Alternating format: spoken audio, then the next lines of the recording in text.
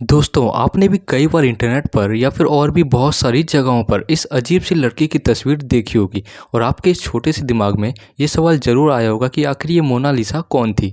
तो आइए आज के इस वीडियो में हम जानेंगे मोनालिसा पेंटिंग से जुड़े कुछ अमेजिंग फैक्ट्स के बारे में। मोनालिसा कौन थी?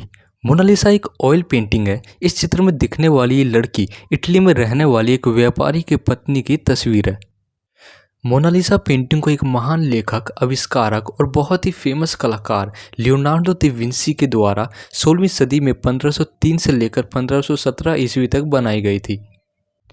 ये एक ऑयल पेंटिंग है। इस चित्र में दिखने वाली ये लड़की इटली में रहने वाली एक व्यापारी के पत्नी की तस्वीर है और ये बात है तकरीबन आज से 500 साल पहले की।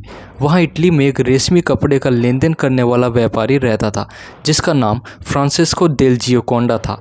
ये मिडिल क्लास के थे लेकिन इनके ख्वाब बहुत ही बड़े रहते थे, जिसके वजह से एक बार क्या हुआ, इन्होंने अपनी पत्नी की एक सुंदर पेंटिंग बनवाने की सोची और वो एक कलाकार के पास गए।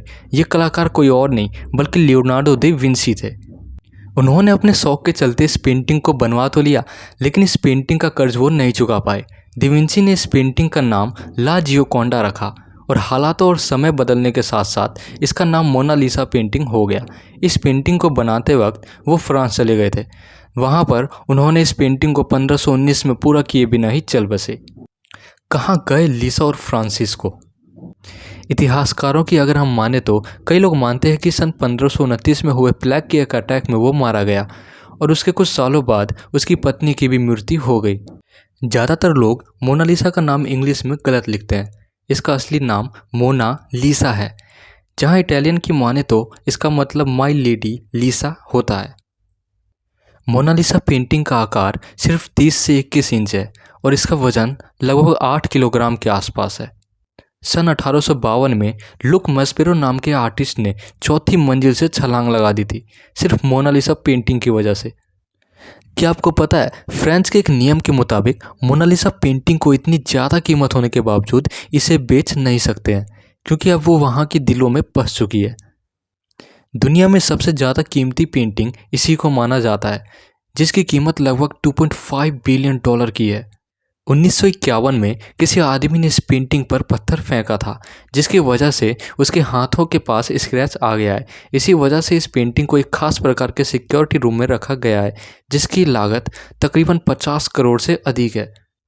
एक खास बात यह भी है कि लियोनार्डो दा विंसी ने जिस रंगों का इस्तेमाल किया था इस पेंटिंग में, उन लेयर्स की मोटाई हमारे बालों से भी कम है, लेकिन इतनी पतली लेयर के बावजूद भी ये पेंटिंग 500 साल बाद भी उतनी ही सुंदर है। क्या आपको पता है, सन 1911 में मोनालिसा पेंटिंग को जिस म्यूज़ियम में रखा गया था वहाँ से ये अचानक से गायब हो गई थी, जो कि 10 साल बाद वापस उसी जगह पर मिली। अगर आप इस पेंटिंग को ध्यान से देखोगे तो इसकी स्माइल हिलती हुई नज़र आएगी। इसके पीछे का कारण हमारे ब्रेन में छिपा हुआ है और जहाँ पर हमारा फोकस होता है वैसे ही ब्रेन रिस्पॉन्ड करता है। क्या आपको पता है, इस पेंटिंग में मोनालिसा की आईब्रो नहीं है और इसके पीछे का राज भी अभी तक कोई नहीं जानता है। हालांकि इसके पीछे भी कई बातें बनाई गई हैं लेकिन किसी के पास कोई इसका ठोस सबूत नहीं है।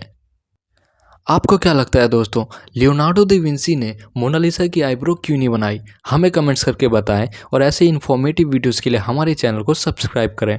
धन्यवाद।